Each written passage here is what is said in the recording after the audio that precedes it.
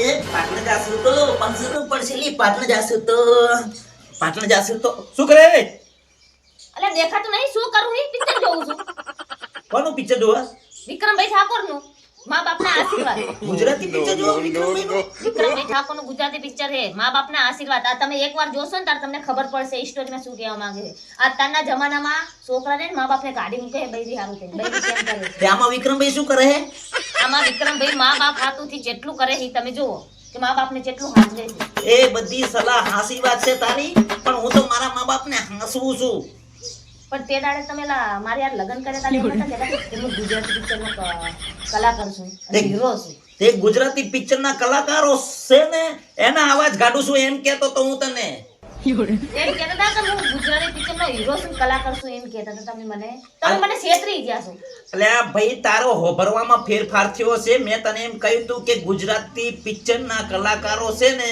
એમના અવાજ હું કાઢું એમ કહી પછી મેં લગ્ન કર્યા હતા એમ કીધું કેમ એવું જ મને કીધું. સાંભળ્યા ફેર થયો તને હોભરવામાં ફેર થયો હું ખોટું ના બોલું મારા ગળાના આમ ખોટા ના ખાવ કદાડો આ તો મને રાકેશભાઈ બારોટનો અવાજ સંભળાવો તો રાકેશભાઈ બારોટ આપણા પેલા ગુજરાતના લોક ગાયક સિંગર પેલું જાદુ મંત્ર એમનું પિક્ચર આવ્યું હતું ખબર આવી ગયું એમનું જ એમને.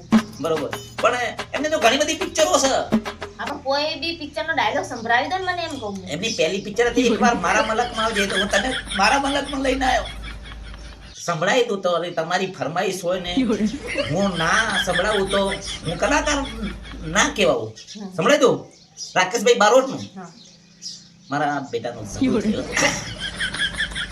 અરે મારી જાનકી તું મારી પ્રીત છે અને તને પામવા માટે આ દુનિયાથી તો શું ગધેડા અંગાતે પણ ના લડી શકું. આ તો ડાયલોગ નહીં પણ એમનો અવાજ પેલા એક્ટિંગ કરું છું. અરે મારી જાનકી તને સાચા દિલથી પ્રેમ કરું છું અને તને પામવા માટે આ દુનિયાથી વેર બાંધવું પડે ને તો એ એની પરવા નથી કરતો પણ મારું ઘરે નથી હેઠતું. ઘરે ના છે ને હવે બૈરું આવ્યું છે બૈરાનું જ ઘરે કરે તો અવાજ જેવો કાઢ્યો આપણે રાકેશભાઈ બારોટનો જેવો કાઢ્યો જોરદાર કાઢ્યો ને અલે ઓ મને યાદ આવી હા અલા પણ મમતા સોની તો એ તો લેડીઝ ગુજરાતી પિક્ચરના કલાકાર છે કે નહીં હા. પિક્ચરોમાં કામ કરે છે હા હા એમનો.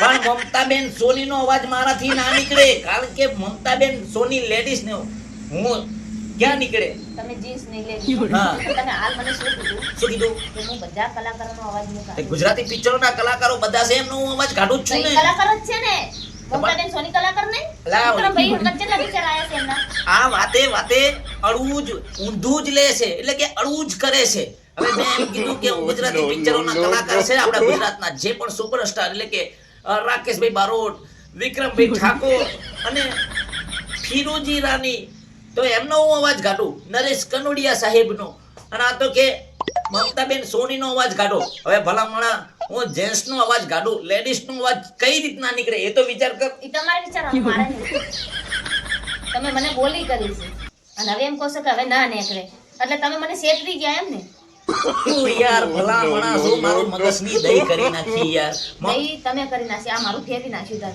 તમે મમતાબેનની એક્ટિંગ એટલે સુપર હિટ પણ હું એમનો અવાજ નથી કાઢી શકતો કારણ કે ના ને કરે યાર હું તો આપણા ગુજરાતી ફિલ્મના મોટા મોટા કલાકારો છે ને એમનો અવાજ જેન્ટ્સ કલાકારો એમનો અવાજ કાઢું લેડીઝ નો નહીં હો હા શું કહ્યું આમ કતરાવો છો કેમ તમને કહું છું કઈક થઈ ગયું હમણાં થઈ ગયું છે ઈ મને હા તમને કલાકારોનો અવાજ તો નીકળે છે ને નેકરે હા તો આપણે હિતેન દાદાનો અવાજ સંભળાય છે આજ પછી મારી સાથે ક્યારે પણ પૂછ્યા વગર મને પૂછ્યા વગર ડબલે નહીં પૂછ્યા વગર ઘરની બહાર નીકળ્યા છો ને તો તારે ને મારે મજા નહીં આવે એ યાદ રાખજે મગજમાં ફિટ કરી દેજે કેવો છે બાકી આપણા હિતેન કુમાર નો અવાજ એટલે અને મેં અવાજ સાંભળવાનો કીધો છે હા. મારા ઉપર ડાયલોગ મારવાનો મેં નતો કીધો મેં ખાલી અવાજ સાંભળવાનો કીધો છે અને તમે આમાં મારું ફેરી નાખ્યું એટલે આપણે એવું નથી હું આ ડાયલોગ આવા બોલું ફિરોજી રાની નો પણ સંભળાવી દઉં સાંભળો છે આ એનો સંભળાય છે મારા ઉપર ના આવો જોઈએ હો નકર એક ઢોલ મેલીશ અરે દરિયાના પાણીને કોઈ માપી ના શકે એક ડાયલોગ ઘડીક એક બાજુ રાખું પેલા બીજો છે તે સંભળાવી દઉં અરે સાવજ બગડે ને તો જંગલ થથડે અને બાપ બગડે ને તો 52 ગામ ફફડે અને પત્ની આ તારો પતિ જો બગડે ને પતિ બગડે ને તો નહીં તો પત્ની સમજો ને. બગડે ને પત્ની તાર પતિ ઊભો ઊભો થતો. હા કારણ કે આ દરિયાના પાણીને કોઈ માપી ના શકે, અને આવી પત્નીને કોઈ પૂછે ના. આવા પતિને કોઈ પહોંચી હમણાં ના બેરી શકે. છે કાન આવા મૂક્યાની. પતિને મેલ જે ખબર પડે તાર મેલ ખબર. હજી સાંભળવાના બાકી છે અવાજ. બસ મારું મૂડ નથી.